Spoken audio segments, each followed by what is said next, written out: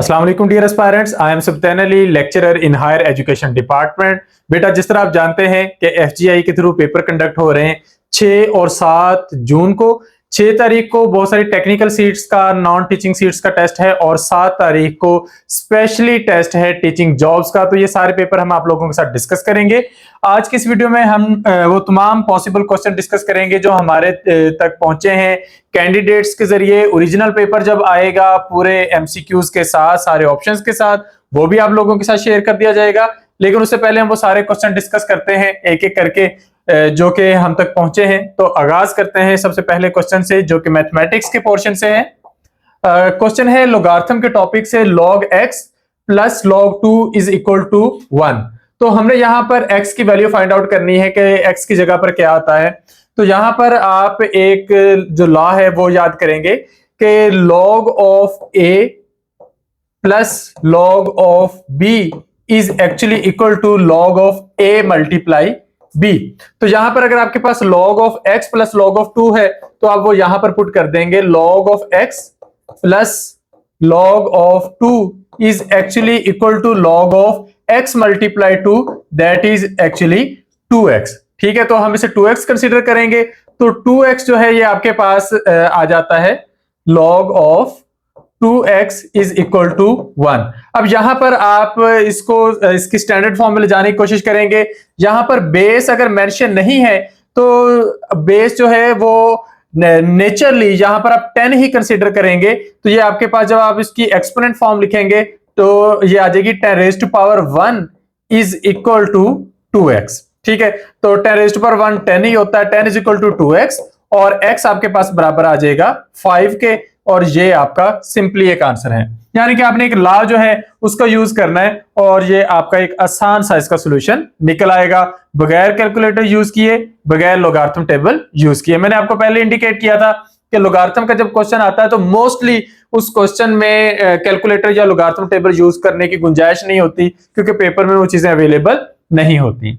Next matrix के portion से question है, if determinant of a is equal to 0 then matrix is. तो ऐसे मैट्रिक्स को हम सिंगुलर कहते हैं, क्योंकि सिंगुलर मैट्रिक्स जो होता है ये नॉन इन्वर्टेबल होता है, नॉन इनवर्स मैट्रिक्स होता है। रीजन क्या होती है कि अगर आप कह रहे हो ना कि determinant of a is equal to 0, तो ये नॉन इन्वर्टिबल होने का मतलब ये होता है कि इसका जब भी आप इनवर्स लेना चाहेंगे तो इनवर्स नहीं आएगा, वो अनडिफाइंड आएगा। तो इसलिए ये एक प्रॉपर्टी होती है मैट्रिसेस की जो आप लोगों ने एज इट इज याद करनी होती है। नेक्स्ट आपके पास क्वेश्चन है, if two vectors are perpendicular then their dot product is. अच्छा, आपके पास कोई से दो वेक्टर्स हैं, फॉर एग्जांपल आपके पास वेक्टर a है और वेक्टर b है, तो इनका जो डॉट प्रोडक्ट होगा वो बराबर होगा, कंडीशन है हमारे पास परपेंडिकुलर होने की। ठीक है, तो डॉट प्रोडक्ट आपके पास इनके लिए आएगा कि आपने इनकी मैग्नीट्यूड्स को मल्टीप्लाई करना है और कॉस परपेंडिकुलर होने की वजह से कॉस 90 डिग्री की आपने वैल्यू लेनी है। अब कॉस 90 डिग्री जो होता है वो 0 होता है, तो अगर कॉस 90 0 है तो ये दोनों जो मैग्नीट्यूड्स हैं ये भी ऑटोमेटिकली आपके पास 0 हो जाएंगी। तो 0 is your correct answer.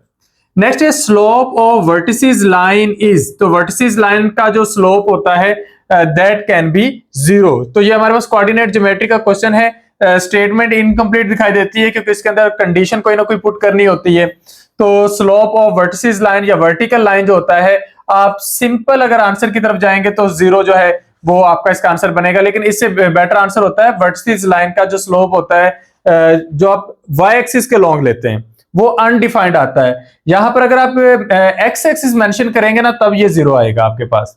Next फिर आपके पास एक्सपोनेंट्स के लॉ से रेलेवेंट एक क्वेश्चन आ गया कि a raise to power x minus 1 multiply a raise to power x plus 1 is equal to a raise to power 10।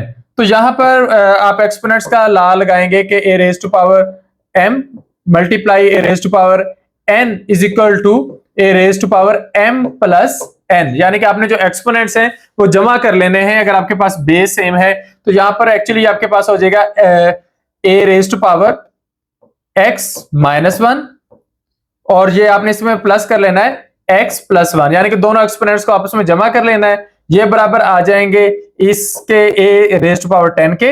तो आपने दोनों साइडों पर बेस को कैंसिल कर देना, तो बाकियों का आप लिखेंगे x minus 1 plus x plus 1 is equal to 10 plus 1 -1 से कैंसिल हो जाएगा, x और x 2x हो जाएगा, 2x इज इक्वल टू 10, तो x का आंसर आपके पास 5 आ जाएगा। नेक्स्ट क्वेश्चन है इफ अ डाई इज, यहां पे डाई नहीं डाइस होना था, if a dice is rolled what is the probability of getting an outcome divisible by 2 और 3। अगर आप एक डाइस को रोल करते हैं तो 1 आ सकता है, 2, 3, 4, 5, 6, ये 6 पॉसिबिलिटीज हैं। अब आपने देखना है इनमें से कौन से नंबर हैं जो 2 और 3, 2 एंड 3 नहीं है, 2 और 3, यानी कि या तो 2 से डिवाइड होते हैं या 3 से डिवाइड हो, तो ये 2 से डिवाइड होता है, ये 3 से होता है, ये 2 से होता है, ये 3 से होता है। तो टोटल 6 में से जो 4 हैं वो 2 या 3 से डिवाइड होते हैं, और इस फ्रैक्शन को जब आप सिंपल करके लिखेंगे तो आपका आंसर आ जाएगा 2 डिवाइडेड बाय 3, ये वाला। नेक्स्ट है हमारे पास डेरिवेटिव, हमने डेरिवेटिव फाइंड आउट करना है। डेरिवेटिव का क्वेश्चंस जो होते हैं वो मोस्टली नॉन टीचिंग जॉब्स के लिए या टीचिंग जॉब्स के लिए पूछे नहीं जाते, लेकिन यहां पर आ गया है तो इसका सिंपली आपने डेरिवेटिव जो है वो निकालना होगा। e rays to power 2x का जो डेरिवेटिव है वो आ जाएगा 2e rays to power 2x। Next हमारे पास एक क्वाड्रेटिक इक्वेशन है और उसकी हमने रूट्स देखनी है।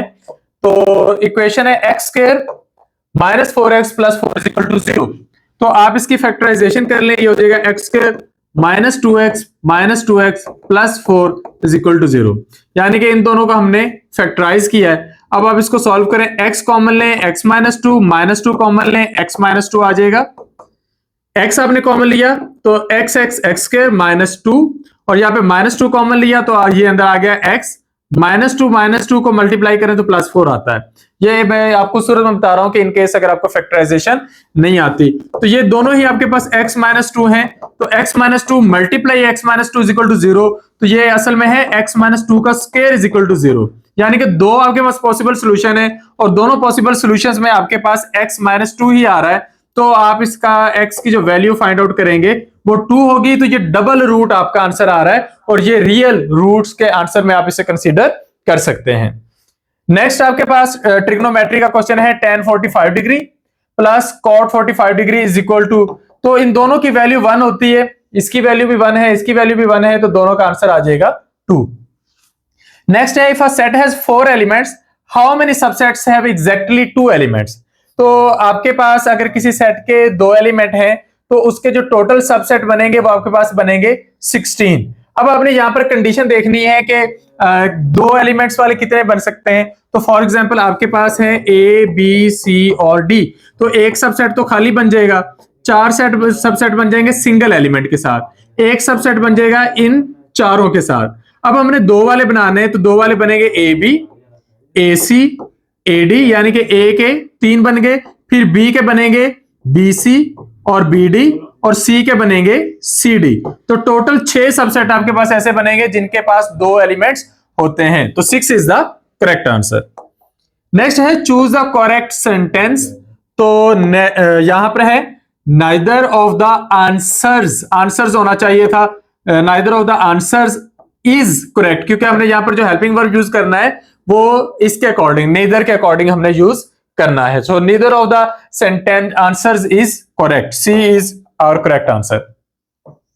नेक्स्ट है fill in the blank, if I dash earlier I would have caught the train, if I had left earlier, अगर मैं जल्दी निकल चुका होता तो मैं ट्रेन पकड़ लेता। Fill in the blank, I am dash university student, I am a university student. अगरचे ये वर्ड जो है यू, ये आपको वाउल वर्ड्स में आता है ए ई आई ओ यू, लेकिन यहां पर इसकी जो साउंड है वो कॉन्सोनेंट वाली है, यूनिवर्सिटी, तो इसलिए यहां पर हम इसके साथ एन नहीं लगाएंगे, ए लगाएंगे। नेक्स्ट है fill in the blank, if I dash you I would not do that, if I were you. ठीक है। Next oxygen is released from haemoglobin mainly in. अब जब आप सांस लेते हैं तो ऑक्सीजन आपके फेफड़ों में जाती है और फेफड़ों से ये ऑक्सीजन पहुंचती है आपके लंग्स में, सॉरी ब्लड में। ब्लड में ऑक्सीजन को कैरी करने का काम करता है हीमोग्लोबिन, और हीमोग्लोबिन उस ऑक्सीजन को लेकर चलता है। अब वो ब्लड का काम है ऑक्सीजन टिश्यूज तक पहुंचाना, तो हीमोग्लोबिन क्या करता है कि टिश्यूज में ले जाकर उस ऑक्सीजन को रिलीज कर देता है। तो इसका करेक्ट आंसर टिश्यूज बनेगा, या फिर आप ये भी कह सकते हैं कि सिस्टमिक कैपिलरीज, यानी कि ऐसी ब्लड कैपिलरीज जो आपके टिश्यूज में मौजूद हो। नेक्स्ट क्वेश्चन है, the correct structure for no sooner is, यानी कि ये हमारे पास एक सेंटेंस है पेपर में जिसमें हमने देखना था कि नो सूनर के लिए करेक्ट सेंटेंस स्ट्रक्चर कौन सा यूज किया जाता है। तो नो सूनर के बाद आता है ऑक्सिलरी वर्ब, फिर सब्जेक्ट, फिर पास्ट पार्टिसिपल, फिर देन और फिर क्लॉज। तो हम इसे लिखेंगे no sooner had he arrived then the meeting started. तो ये हमारी जो है करेक्ट आप कह सकते हैं कि तरतीब बनेगी। यहां पर देन के स्पेलिंग इस तरीके से हम लिखते हैं। नेक्स्ट है if I dash you I would resign if I were you. ये second time same type of sentence आ रहा है। He is dash weak to walk, वो इतना कमजोर है कि चल नहीं सकता, तो यहां पर टू आएगा, T double O, he is too weak to walk. Next है, ये फिर आ गया I am a university student. Next question है Kashmir issue was presented in United Nations on. Kashmir issue जो था यूनाइटेड नेशंस में पेश किया गया था 1 जनवरी 1948 को, ये इंडिया ने पेश किया था। पाकिस्तान की न्यूक्लियर पॉलिसी क्या है? पाकिस्तान न्यूक्लियर पॉलिसी की सिर्फ अपने दिफा के तौर पर रखता है, तो क्रेडिबल मिनिमम डेटरेंस। पाकिस्तान किसी पर पहले अटैक नहीं करेगा, लेकिन अगर कोई पाकिस्तान पर अटैक करेगा तो पाकिस्तान उसका रिस्पॉन्स देगा। Which protocol is used in LAN? LAN के अंदर इथरनेट यूज किया जाता है, जिसे हम टीसीपी या आईपी कहते हैं। नर्वस सिस्टम का basic unit, human nervous system का बेसिक यूनिट यानी कि सेल जो है वो न्यूरॉन है। Acceleration due to gravity independent of, जो होता है एक्सेलरेशन वो इंडिपेंडेंट होता है मैस ऑफ द सब्जेक्ट से, ये उस पर डिपेंड नहीं कर रहा होता। इथोपिया का कैपिटल कौन सा है? इथोपिया एक अफ्रीकन कंट्री है, माजी में हबशा कहते थे, लेकिन अब इससे 2-3 मुल्क बन चुके हैं, तो इसका कैपिटल इस वक्त है अदीस अबाबा। स्मॉलेस्ट ओशन, दुनिया का सबसे छोटा समंदर कौन सा है? तो जमा हुआ समंदर यानी कि आर्कटिक ओशन जो नॉर्थ पोल पर मौजूद है।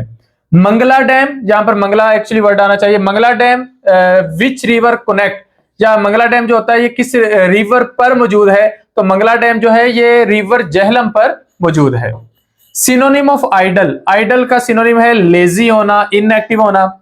एरिया वाइज पाकिस्तान का सबसे छोटा प्रोविंस जो है वो खैबर पख्तूनख्वा है। पहले नंबर पर बलोचिस्तान सबसे बड़ा सूबा है, दूसरे पर पंजाब, तीसरे पर सिंध और चौथे पर खैबर पख्तूनख्वा। एक इडियम था 11th आवर, 11th आवर का मतलब होता है at the last moment. Then comes shortcut की हमने देखनी है, ये कंट्रोल प्लस जी, ये हम किसके लिए यूज करते हैं? जब हम किसी चीज को, किसी ऑपरेशन को अनडू करना चाहें, चाहे वर्ड में, चाहे एक्सेल में, चाहे पावर पॉइंट में। फर्स्ट 10 नेचुरल नंबर जो होते हैं अगर हम उनको एडअप करें तो हमारा जो टोटल है वो क्या बनेगा? 55। फर्स्ट 10 जो नेचुरल नंबर्स हैं वो हैं 1 2 3 ऑनवर्ड 10 तक, ठीक है। आपने इनको जमा करना है तो आपके पास आपका आंसर आ जाएगा। नेक्स्ट है which one is not high level language. तो असेंबली जो है ये हाई लेवल लैंग्वेज नहीं है, बाकी पाइथन, जावा और C++ जो है ये हाई लेवल लैंग्वेजेस में कंसीडर की जाती हैं। Data structure used in recursion is, तो ये इस डाटा स्ट्रक्चर को हम स्टैक का नाम देते हैं। OSI model layer that handle encryption, तो इसके लिए हम प्रेजेंटेशन लेयर का इस्तेमाल करते हैं, इसे हम लेयर 6 भी डिक्लेयर कर सकते हैं। हार्डेस्ट मटेरियल ऑन अर्थ, तो नेचुरल मटेरियल्स में जो जमीन पर सबसे हार्डेस्ट मटेरियल मौजूद है तो वो डायमंड है। अभी रिसेंटली ग्रेफीन जैसे स्ट्रक्चर्स आ रहे हैं, लेकिन नेचुरल में डायमंड आएगा। माइक्रोसॉफ्ट एक्सेल का इस्तेमाल किसके लिए किया जाता है? इसका इस्तेमाल 2 बड़े मकासद के लिए होता है, data collection and data analysis. इसके बाद है पाकिस्तान का पहला 5 साला मुआशी प्लान कब दिया गया? 1955 से लेकर 1960 के अरसे में। If velocity of a body is doubled then what is doubled, अगर एक बॉडी की हम वेलोसिटी डबल कर दें तो एक्चुअली इसका मोमेंटम डबल होता है। मोमेंटम 2 चीजों पर डिपेंड कर होता है, मैस और वेलोसिटी पर, तो आप कुछ भी डबल करेंगे तो मोमेंटम डबल हो जाएगा। स्पेलिंग्स एक क्वेश्चन थे अकोमोडेट के, तो अकोमोडेट के स्पेलिंग होते हैं ACCOMMODATE। तो ये थे वो पॉसिबल क्वेश्चंस जो हम तक पहुंचे कैंडिडेट्स के थ्रू। फर्दर जितने क्वेश्चंस आते जाएंगे वो भी हम डिस्कस करते जाएंगे, और जब ओरिजिनल पेपर आएंगे प्रॉपर एमसीक्यूज के साथ, ऑप्शंस के साथ, तो इंशाल्लाह वो भी हम डिस्कस करेंगे। अगर आप लोगों को फर्दर क्वेश्चंस का पता हो तो आप कमेंट सेक्शन में हमसे पूछ सकते हैं, और 1 पेपर और इस तरह की दूसरी जॉब्स की तैयारी के लिए आप लोग हमसे कॉन्टेक्ट कर सकते हैं। Thank you, Allah Hafiz.